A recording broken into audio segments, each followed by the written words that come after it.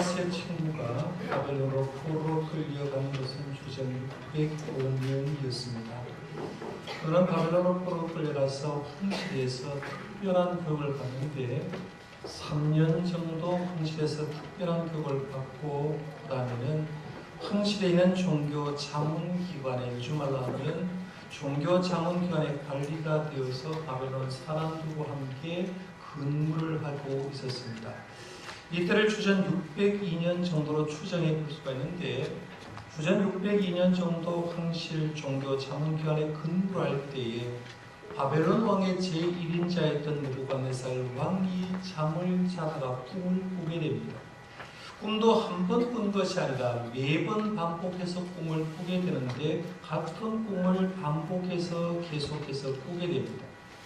구약 성경을 읽어보면 세 가지 형태의 꿈이 나타납니다. 첫 번째 꿈은 일반적인 꿈입니다. 전도서 5장 3절에 보면 걱정이 많으면 꿈이 생기고 라고 말하면서 낮에만 생각하는 것들이 밤에 꿈으로 나타난다는 거죠. 그러니까 밤에 어떤 것을 꾸었다라고 하면 낮에 뭔가를 집중으로 생각하는 사람에게 밤에 꿈이 생긴다는 거죠. 이것을 일반적인 꿈이라고 얘기할 수 있습니다. 두 번째, 구약성에는 거짓된 꿈이 등장합니다. 예레미야 23장 32절에 보면 보라 거짓 꿈을 예언하여 이르되 라고 말하면서 거짓 선자들이 거짓을 예언해야 되는데 뭐라고 얘기하느냐 하면 어젯밤에 내가 꿈을 꿨는데 라고 말하면서 거짓말을 자꾸 한다는 거예요. 그래서 자기 꿈 얘기를 하면서 거짓 예언을 하기 위해서 거짓된 꿈 얘기를 하고 있고요. 그 다음에 구약성의 세 번째 꿈의 형태는 예언적인 꿈이 나타납니다. 예를 들면 창세기 28장에 보면 베델에서 노숙하면서 야곱이 꿈을 꾸었던 꿈들은 예언적인 꿈이고요. 창세기 40장 말씀에 보면 그 바로의 궁궐의 감옥에 갇혔던 왕의 술 맡은 자와 떡 굽는 자의 꿈도 예언적인 꿈이라고 할 수 있고, 창세기 41장에 보면 바로 왕의 꿈을 꾸는데 7년, 9년, 7년, 6년에 대한 꿈도 예언적인 꿈이라고 볼 수가 있습니다. 그런데 지금 오늘 본문 말씀의 앞부분에 나오는 느부갓네살 왕도 밤마다 꿈을 꾸는데 자기 자신은 그거는 예언적인 꿈이다라는 확신이 드는 겁니다. 문제는 꿈을 꾸는데 아침에 일어나면 꿈 내용이 생각을 나지 않는 것. 어떤 꿈을 꾸었는지 잘 모른다는 겁니다. 그러니까 꿈 내용은 생각나지 않는데 분명한 사실은 이것은 예언적인 꿈이다라는 그런 확신이 드는 거죠. 그러니까 이 왕이 자기 혼자 해결하지 못하니까 왕실 종교 자문기관의 사람들을 모아놓고 그들에게 얘기합니다. 이 황실 종교 자문기관에 근무한 사람들 앞부분의 말씀에 보면 마술사도 있었고 주술사도 있었고 마법사도 있었고 점성가도 있었는데 거기에서 유대에 온 다니엘과 세 친구들도 하나님 믿는 사람도 거기에 포함되었다라고 합니다. 왕실 종교 자문기관에 근무하는 사람을 불러놓고 느부갓네살이 이런 명령을 내립니다. 첫 번째는 너희들 내가 꿈을 꾸었는데 꿈 내용을 알아맞춰라 이렇게 했어요. 두 번째, 꿈 내용을 알아맞춘 다음에 그 꿈 내용이 어떤 것인지 꿈을 해몽을 해라라고 해석하라고 얘기합니다.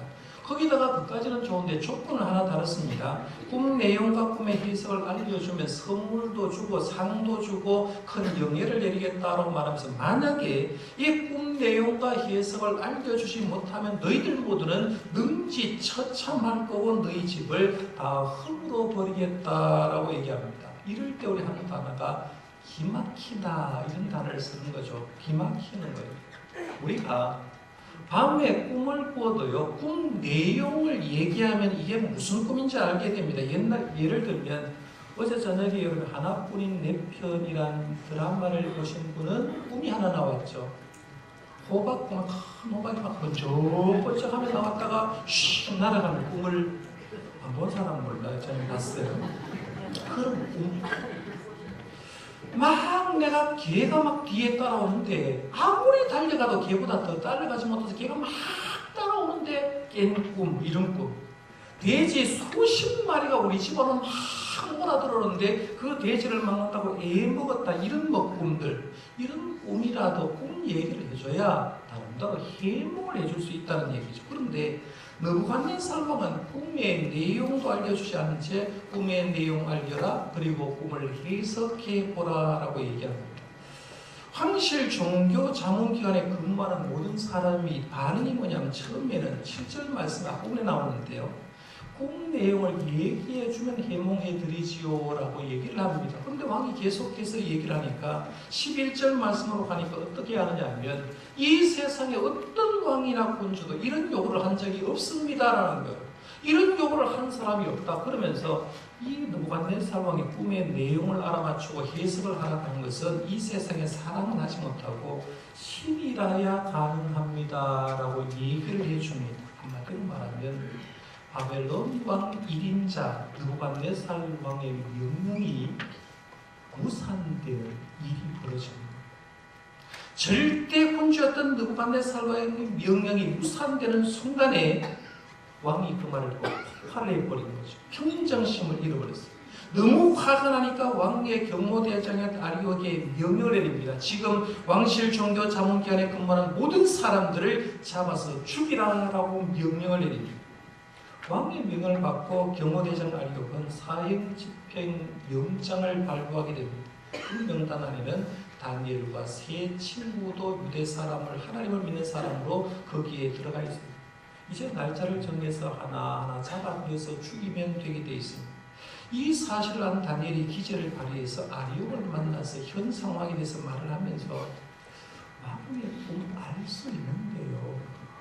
왕의 꿈 해석도 해드릴 수 있는데 왜 왕이 이렇게 일을 급하게 처리합니까? 라고 말하면서 경호대장 아리옥에게 얘기하니까 경호대장 아리옥이 왕께 가서 얘기를 하고 왕과 다니엘을 대면을 시켜줍니다.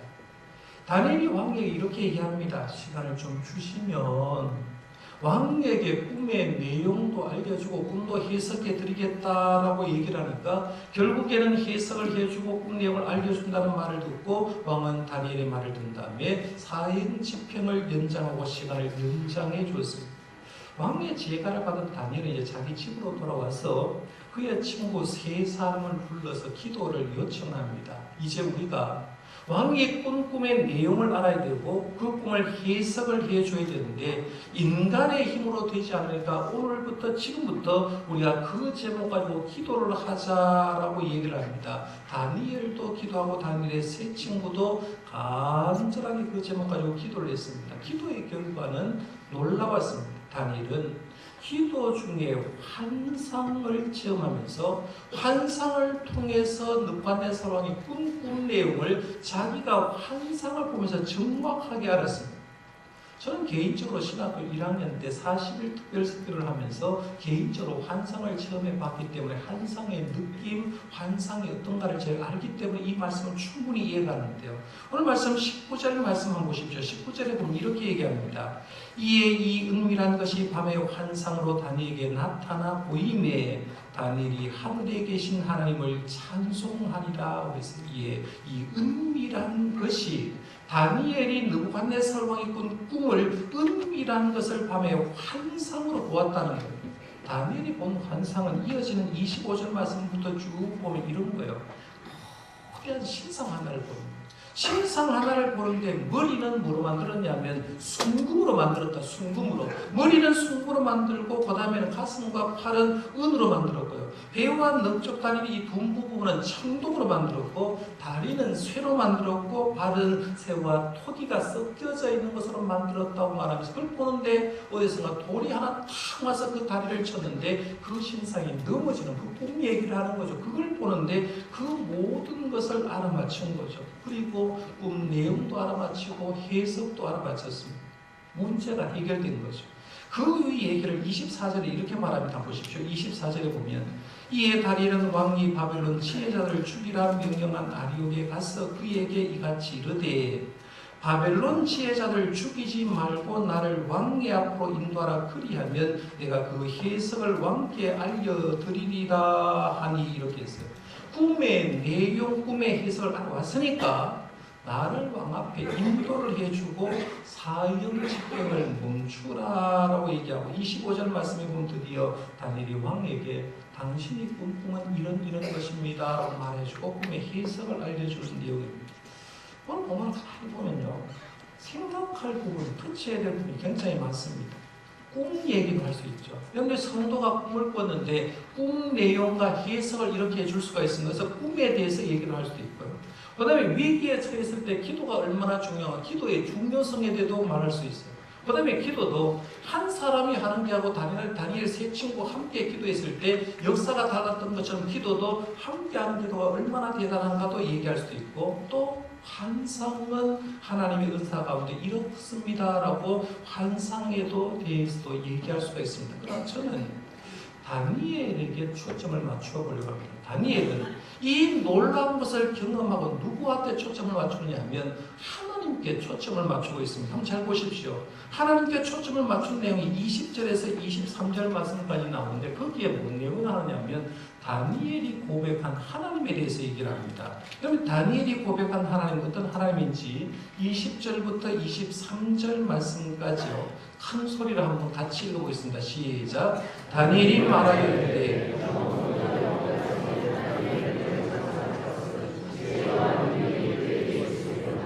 그런 때와 계절을 바꾸시며 왕들을 피하시고 왕들을 세우시며 지혜자에게는 지혜를 주시고 총명한 자에게 지식을 주시는도다. 그런 깊고 은밀한 일을 나타내시고 어둠에 있는 것을 아시며 또 빛이 그와 함께 있도다. 나의 조상들의 하나님이여, 주께서 이제 내게 지혜와 능력을 주시고 우리가 주께 구한 것을 내게 알게 하셨사오니 내가 주께 감사로 주를 찬양하나이다. 또 주께서 왕의 그 일을 내게 보이셨나이다 하니라. 아멘. 다니엘이 바벨론 포로에 끌려올 때 나이를 대략 16에서 18살 정도로 봅니다. 3년 동안 황실의 교육을 받고 왕실 종교 자문 기관에 근무를 했으니까 이때 나이를 대략 19살에서 21살 정도로 추정해 볼 수가 있습니다. 지금으로 말하면 고등학교 3학년에서 대학교 2학년 정도의 나이입니다. 고등학교 3학년에서 대학교 2학년 정도 나이였던 다니엘이 하나님에 대해서 고백을 하는데 어떤 고백을 하느냐 하면 하나님은 이런 분이야라고 말하면서 하나님의 속성을 정확하게 하나님의 속성을 이야기합니다. 지난주에 설교를 한번 떠올려 보십시오. 지난주에 제가 시편 90편 말씀으로 설교 제목을 하나님, 인간, 그리고 나라는 제목으로 말씀을 드렸습니다.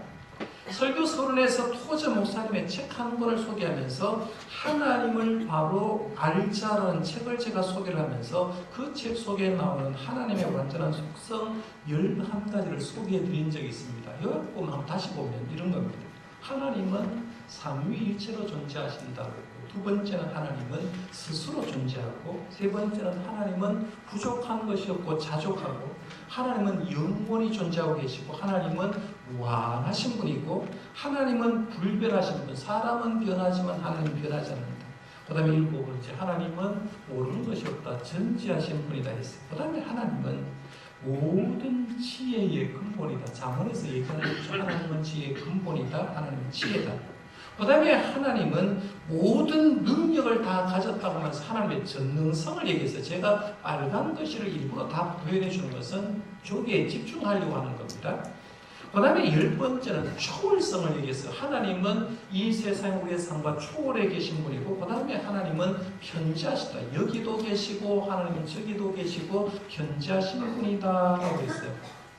기억나십니까? 어제 일도 기억 안 나는데, 어제 드라마 얘기도 기억 안 나는데, 기억 안 난다고 할 수 없어요. 그런데 지난주에 이런 말씀을 드렸습니다. 그러면서 제가 모세는 하나님의 영원성을 깨달았다, 영원의 의미를 제가 말씀드렸고, 하나님은 영원하지만 시간 속에 사는 우리들은 유한하기 때문에 우리가 잘 사는 방법은 영원한 하나님께 거처를 두고 남은 시간 잘 계산해서 하나님의 기뻐하는 삶을 살면 된다고 설교를 마무리한 적이 있습니다.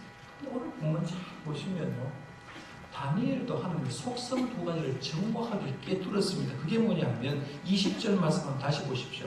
다니엘이 말하여 이르되 영원부터 영원까지 하나님의 이름을 찬송할 것은 지혜와 능력이 그에게 있습니다. 하나님은 어떤 분입니까? 라고 할 때 하나님의 완전한 속성 11가지 가운데 8번째였던 하나님은 모든 모든 지혜의 근본이라. 모든 지혜의 근본, 지혜를 얘기했고요. 하나님은 모든 능력을 가졌다고 말하면서 하나님의 전능성을 얘기를 했는데, 다니엘은 지금 19살에서 21살 사이에 이걸 통해서 뭘 깨닫느냐 하면 하나님은 지혜이고 하나님은 모든 능력을 가지신 분이다라고 깨닫는 거죠. 저는 바라기는요, 오늘 이 설교를 듣고 여러분들도 하나님에게 지혜와 능력이 있는 줄 믿으시길 바랍니다. 더 이상 이것을 의심할 필요가 없는 거예요. 그러면 우리 이 말씀을 통해서 이제 하나님에 대해서 분명히 알아야 될 것, 오늘 본문을 통해서 세 가지 정도가 있는데, 첫 번째는 하나님이 세상을 다스린다는 걸 인정해야 된다는 거예요. 다니엘은 하나님이 지혜와 능력이 있음을 고백하면서 지혜와 능력의 하나님이 세상을 통치하는 사실을 이어서 21절에 이렇게 고백하죠. 한번 보십시오. 21절에 그는 하나님을 얘기합니다. 때와 계절을 바꾸시며 왕들을 피하시고 왕들을 세우시며 지혜의 자에게 지혜를 주고 총명한 자에게 지식을 주시는도다라고 말하면서 전능하신 하나님이 세상의 모든 일을 주관하시는데, 첫 번째 하나님은 때와 계절을 바꾸십니다. 겨울이었다가 따뜻한 봄 된 게 자연적으로 된 게 아니라 하나님이 바꿔주셨다는 얘기입니다. 하나님의 주권이다. 한 국가의 왕을 세우시는 분도 왕을 폐하시는 분도 촛불을 일으켜서 세우는 게 아니라 하나님께서 세우셨다는 거죠. 하나님의 능력으로 주권적인 다스림을 통해서 얘기하는 거예요. 성경 말씀에 보면 하나님의 다스림에 대해서 여러 곳에 소개하는데, 예를 들면 이런 거예요. 욥기 38장 26절 말씀에 보면 하나님은 비를 주시기도 하시고 비를 거두가게 한다. 여러분 교회 올 때 비를 맞았는데 아무리 비를 내리기 위해서 항공이 떠서 인공적으로 해도 비가 내리지 않았는데 하나님이 비를 내리려고 하니까 비가 내리는 거죠. 비를 내려준 것도 하나님이고 비를 거두어 주는 것도 하나님이라는 거예요. 욥기 1장 21절 말씀에 보면 하나님은 생명을 주기도 하시고 거두어 가기도 하시는 분이라고 했어요. 잠언 16장 33절 말씀에 보면 이스라엘 백성이 제비를 뽑을 때도 제비를 뽑는 것까지도 하나님이 역사한다고 했고요.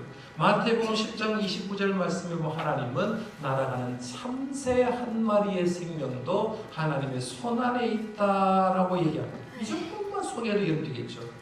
우리가 살고 있는 모든 세상의 우주와 세상을 하나님께서 다스리고 계심을 믿으시길 바랍니다. 하나님의 통치 속에 있는 것.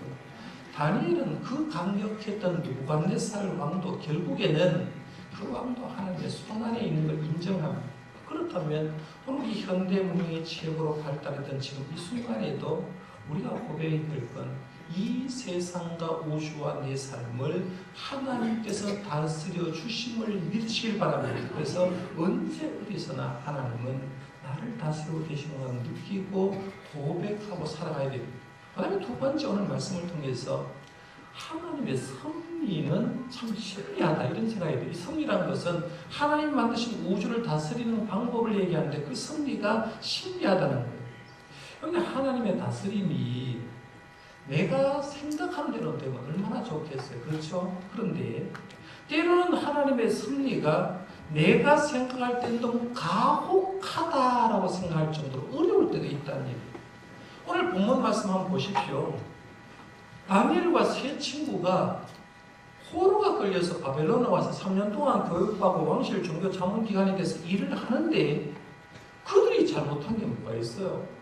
아무 잘못한 것이 없는데 꿈 내용 모른다고 해서 능지처참을 하고 자기 집을 쓸어버렸다고 얘기를 하고 있다는 얘기죠. 그런데 여기에서 가만히 들어보면 하나님의 섭리가 들어있다는 얘기입니다. 여러분 그런 눈으로 성경을 보면요, 구약 성경이나 신약 성경에서 성도들이 이 세상에서 하나님을 잘 섬기면 환난을 피하리라는 말은 없어요. 그런데 다른 말이 있어요. 우리가 이 땅을 살아갈 때 반대말이 있습니다. 예를 들어서 몇 구절만 한번 소개하면 시편 34편 19절에 보면 이렇게 말합니다. 의인은 고난이 많으나, 이렇게 했어요. 의인은 고난이 많으나 여호와께서 그의 모든 고난을 건지시노라. 먼저 전제는 의인은 고난이 많다. 사도행전 14장 22절에 우리가 하나님의 나라에 들어가려면 많은 환난을 어떻게 했어요? 겪어야 한다. 환난을 안 당하는 게 아니라 겪어야 됩니다.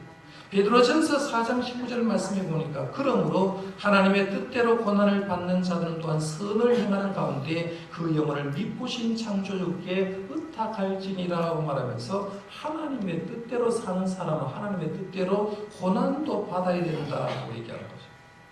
가만히 보면 하나님 너무 가혹하다. 자기의 백성인데 어떻게 이렇게 가혹할 수 있냐는 겁니다. 여러분 다니엘서를 오늘 본문으로 선택했으니까 보십시오. 다니엘의 세 친구 다니엘과 오늘 말씀해 보면 만약에 꿈 해석하지 않았으면 능지처참형을 당하게 되는 겁니다. 2장에 나와요. 3장에 보면 다니엘의 세 친구가 우상에게 절하지 않았다고 해서 풀무불 속에 들어가는 고난을 당합니다. 다니엘서 6장에 보면 다니엘이 하나님께 기도한 결과로 사자굴에 들어가는 고난을 당했던 걸 봅니다. 이 고난을 어떻게 해석하겠습니까? 우리가 어떻게 그걸 다 이해하겠냐는 거죠. 그 모든 것이 이해 못 가고 하나님의 다스림의 섭리는 신비한 모습이 있구나라고 할 수 있다는 거죠. 이렇게 쭉 내려가면요, 예수님의 십자가까지 내려갈 수 있습니다. 여러분, 이 세상에서 가장 많은 고통을 당한 분, 대표적인 한 사람만 선정하라고 하면 예수님 아닙니까? 예수님이 십자가에 돌아가셨지 않습니까? 주님이 십자가에 돌아가셔서 39대 돌아가시기 전에 39개 태형을 맞으시고 살이 찢기시고 모든 십자가탕에 고통당할 때 주님이 당한 고통이 얼마나 컸습니까? 그런데 반대로 주님은 이 세상 모든 사람 가운데 가장 고통당하지 않아야 될 분입니다. 왜? 죄가 없으신 분이기 때문에 그렇다는 겁니다. 그런데 예수님은 초롱당하셨고 예수님은 모욕을 당하시고 예수님은 그렇게 고통당하신데 왜 예수님이 그렇게 고통당하셨습니까? 물으면 우리는 간단하게 우리 죄를 대신했어요 라고 얘기하지만 그 말이 하나님의 심리를 다 표현할 수는 없다는 거죠. 가혹한 고통이 하나님의 신비의 영역이라는 거죠. 그러면 우리 이 말씀 가만히 보면서 성도들이 제일 힘들어하는 게 뭐냐, 이런 겁니다. 목사님, 우리 하나님 잘 섬기는데 왜 어려워요? 집안이 왜 이렇게 잘 안 풀려요?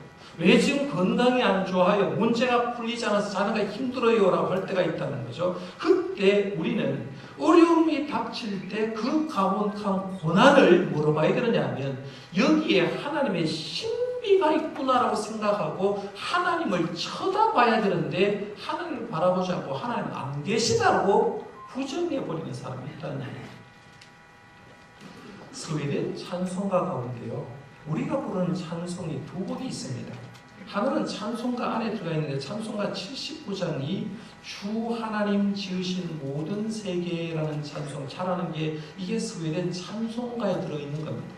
또 하나 잘 알고 있는 찬양이 하나 있는데 그게 오늘 설교 후에 부를 찬양입니다. 날마다 숨 쉬는 순간마다 라는 찬양. 원래 이건 스웨덴 찬송가에 들어가 있고 이게 미국으로 갔다가 우리 한국에 들어오면서 찬송가 안에 하지 않고 이제 복음송가라고 우리에 불려지는데 원래는 찬송가고 지금 스웨덴은 찬송가고 부릅니다. 이 찬송을 시를 쓴 사람이 누구냐 하면 리나 샌델이라는 여자입니다. 1832년에 태어나서 1903년에 돌아가셨고요. 여기다가 곡을 붙이는 사람이 누구냐 하면 오스카 앙펠드라는 사람이 이제 곡을 붙였습니다. 리나 샌델은 어떤 사람이냐 하면 1832년에 태어나 보니까 아버지가 스웨덴 루터교 목사님이었습니다. 태어나 보니까 아버지가 목사였어요. 그러니까 자연적 어린 시절에 자기가 좀 몸이 약해가지고 아버지와 함께 열심히 공부하고 친구들하고 밖에 뛰놀지는 노는 것보다는 공부하는 게 더 좋았다라고 얘기하는데 그래서인지 모르지만 15살에 벌써 이 리나 샌델은 첫 번째 시집을 낼 정도로 시에 탁월한 사람이었다고 보게 되고요. 평생 600편이 넘는 찬송시를 남긴 훌륭한 찬송시인이었습니다. 그런데 이 리나 샌델이 찬송시를 써서 평생 하나님께 헌신하게 된 동기가 하나 있는데 20대 중반이었습니다. 어떤 사람은 26이라고 하고 어떤 사람은 27이라고 얘기를 하는데요. 아버지와 함께 여행을 하게 되었습니다. 여행을 하는 가운데 배를 타면서 여행을 하는데 배가 그 당시 한 100년 전 얘기니까 요즘 배처럼 좋은 배가 아니라 배를 타고 가다가 갑자기 풍랑이 막 일어나고 배가 휘청하더니만 자기 아버지 목사님이 되고 물에 들어가 버립니다. 물에 들어갔는데 순식간에 물에 빠졌는데 리나 샌들이 보는 앞에서 구조도 하지 못하고 아버지가 역사에서 세상을 떠나버렸습니다. 보통 사람 같으면 하나님 어디 있어요? 우리 아버지 목사인데 왜 하나님 익사하겠습니까? 라고 얘기할 건데 이 리나 센터는 그 비극적인 경험을 한 다음에 원망과 좌절 대신에 하나님을 찬송하는 시를 쓰는 게 바로 날마다 숨 쉬는 순간마다 이 찬송시입니다. 설교 후에 1절에서 3절까지 부르겠습니다. 1절 가사만 한번 보십시오. 날마다 숨 쉬는 순간마다 내 앞에 어려운 일 보내 주님 앞에 이 몸을 맡길 때 슬픔 없네 두려움 없네 주님의 그 자비로운 손길을 항상 좋은 것 주시도다 사랑스레 아픔과 기쁨을 수고와 평화와 안식을 해서 우리 너무 잘 아는 내용인데 이런 거예요. 날마다 숨 쉬는 순간마다 내 앞에 무슨 일을 본다고 했어요? 어려운 일을 본다고 했어요. 하나님의 사람이면 숨 쉬는 순간마다 날마다 좋은 일을 봐야 되는데 이 시인은 고백할 때 날마다 숨 쉬는 순간마다 내 앞에 어려운 일을 보는데 그 어려운 일 가운데 하나가 아버지 목사님 익사한 사건도 들어있잖아요. 근데 그 뒤에 보십시오. 주님 앞에 이 몸을 맡길 때 슬픔 없네 두려움 없네 주님의 그 자비로운 손길을 항상 좋은 것 주시도다 사랑스레 아픔과 기쁨을 수고와 평화를 하시고 내 앞에 어려움이 닥치지만 주님 앞에 이 몸을 맡겼을 때 주님은 자비로운 손길로 나를 항상 좋은 것으로 인도해 주시더라 이런 고백을 하고 있다는 겁니다. 설교에 찬송 부를 때 이런 감정을 한번 불렀으면 좋겠는데요. 그런데 하나님의 다스림은 신이라고 할 수밖에 없는 게 내가 하나님을 믿어도 엄청난 고통을 당할 때 그때도 하나님이 우리의 삶을 통치하고 다스려 주고 계시는 줄 믿으시길 바랍니다. 그때 하나님을 쳐다보라는 겁니다. 그럼 세 번째 단계로 가서 이렇습니다. 모든 사건에는 하나님의 선하신 목적이 있다는 겁니다. 하나님은 세상을 다스린다고 했고요. 그 섭리 가운데는 우리가 이해할 수 없을 만큼 가혹한 어려움을 줄 수도 있다고 했어요. 그러나 마지막에는 하나님의 선한 목적이 드러나기 시작합니다. 다니엘 한번 보십시오. 아무 잘못 없었는데 죽을 위가 겪었습니다. 그러나 그 결과를 한번 보면 모든 꿈을 해석해주고 꿈 내용을 알려줬을 때 다니엘 2장 47절에 보면 느부갓네살 왕이 입에서 이런 고백합니다. 하나님은 신들 중에 신이요 왕들 중에 왕입니다. 이렇게 고백해요. 누가 고백하느냐 하면 이방의 왕의 입에서 하나님은 신들 중에 신이요 왕들 중에 왕입니다. 이렇게 고백합니다. 다니엘 2장 말씀에 가니까 다니엘이 그 꿈 해석을 해준 다음에 어떤 역사가 있느냐 하면 총리의 지위에 오르게 되고 자기의 세 친구들도 각 도를 다스리는 사람이 되었습니다. 그뿐만 아니라 다니엘서를 보면 다니엘은 엄청난 고통을 많이 당하지만 결국에는 60년 세월 동안 바벨론 왕의 조언자가 되고 세 번째 치리자가 되고 메대 제국의 총리로 60년 동안 탄탄하게 일하게 되는 거죠. 하나님의 고통 속에는 하나님의 선하신 손길이 있던 걸 보게 됩니다. 이 사건만 바로 알면 우리는 뭘 할 수 있느냐면요.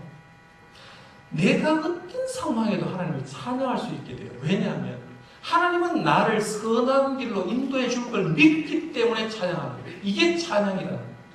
오늘 말씀드린 세 가지 여러분 분명히 기억하십시오. 하나님이 세상을 다스리신다. 두 번째, 그러나 하나님의 섭리는 때로 너무 가혹할 때 잘 모를 때가 있지만 그러나 하나님의 섭리는 신비하다. 그래야 세 번째 결과는 모든 사건에는 하나님의 선하신 목적이 있음을 알고요. 이 하나님, 오늘 말씀에 나온 다니엘이 깨달았던 하나님은 지혜와 능력이 많으신 분을 고백하고 살아가는 저와 여러분들 되시기를 바랍니다. 기도하겠습니다.